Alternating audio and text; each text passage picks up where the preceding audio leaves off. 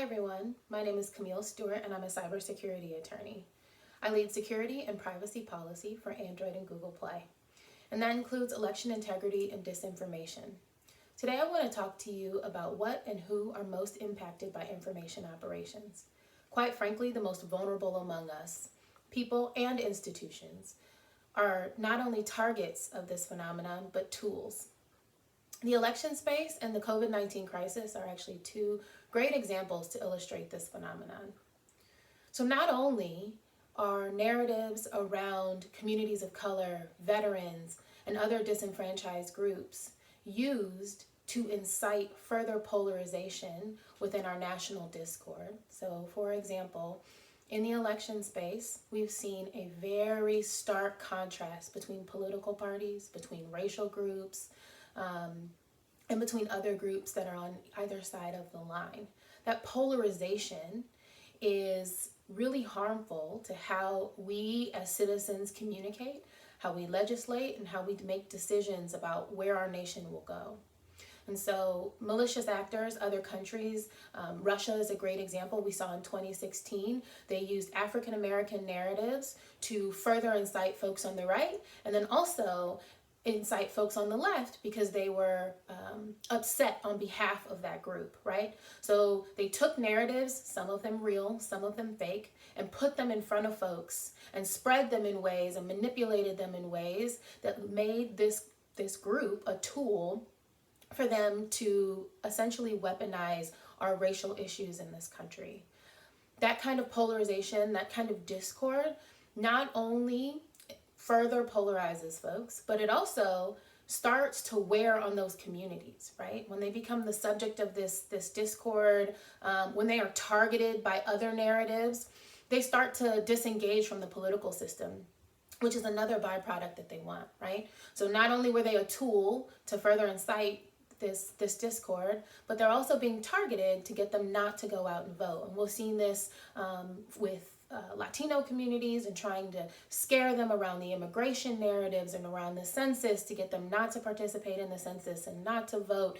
And they're happening in the veteran communities as well, where they are being targeted and trying to use their experiences in the military to get them to disengage and feel disenfranchised by the government. This is extremely harmful. And not only is it harmful to those communities, it is harmful to us as a nation. The COVID-19 crisis is another great example. A lot of us tend to get our information on social media, and some check that information. Some, check the little box on Facebook that gives you more content or more context about the thing that you're reading, but some don't. And quite frankly, Facebook, Instagram, Twitter are all doing a really great job trying to provide you more information. Although their algorithms do serve you up narratives and information along your same belief system. So that right there is this reinforcing sphere that is really difficult.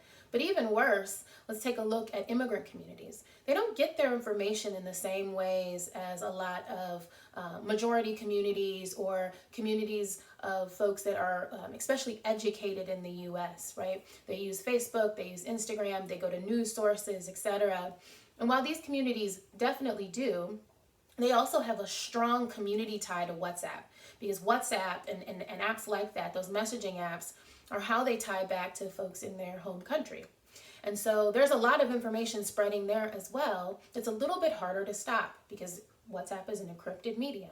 So the content curators, the folks who would be able to say, oh no, we should probably take this off our platform, don't have as much visibility. And so the way information is shared in immigrant communities means that they are being exposed to false narratives about how to protect themselves in this crisis, false narratives around what the symptoms are, false narratives around how to social distance and how to create physical space. And those things are very worrisome because not only do they affect them and they could get ill or, endanger their family members, but they can become part of spreading this horrible disease. not only these communities are not affected, there are a lot of us that are affected by these false narratives and this misinformation, but highlighting how, the digital divide and how information moves through different communities means that it moves and affects people differently is really important.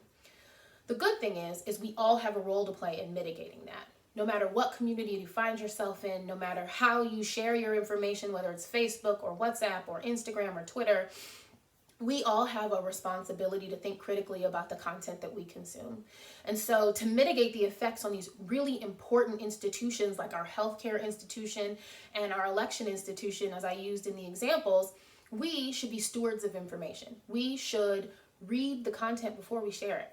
The titles are sexy, the titles are interesting, and you think that they tell you everything that's in the article, but they don't always, and honestly, they don't usually. So please read the article before you share it. If you see information that seems a little suspect from all the other information that you've read, try to run to ground where it's coming from and who's saying it and why they're saying it, and if it's rooted in fact. There's nothing wrong with reading people's opinions, sharing your opinion, but they should be couched as such, right? So if you share your opinion about a real life event, say, I think. Be very clear that this is how you've internalized and interpreted something, and maybe even point people towards an authoritative source so they can do the work themselves. And I encourage you to do the work. When your friends, when your family members share information and provide their opinion, it's great, it's good context, but also form it for yourself. Go look for the fact-based information. Also open yourself up to other perspectives on these issues so you get a holistic viewpoint and you understand how different communities, how different parties, how different people in general are looking at that very issue so you can make an informed decision.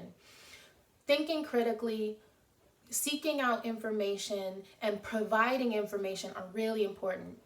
The other thing I encourage you all to do is to hold your friends, hold your family members accountable. If they are sharing things that are false, if they are, misinterpreting things, tell them, call them out on it. Have a friendly, informative, diplomatic dialogue about what the facts are, what their opinion is based on. Try to understand their perspective, but even more importantly, try to get folks to root the things that they share in fact and to really read the things that they're putting out there. It is on all of us to make sure that the information that's disseminated is factual, because you don't know who is consuming that down the line and how it is then shared. So when you share that text message that you got from your friend about how the president will be making some announcement related to COVID-19, but that friend can't tell you who the original source of that content was, let the chain stop with you. I've received a number of those in the wake of this COVID-19 crisis, both on, iMessage, but also on WhatsApp. And I know that there are other, narratives like that promulgating on Facebook and other mediums. Like, be the stopping point for that. Be a good steward of information.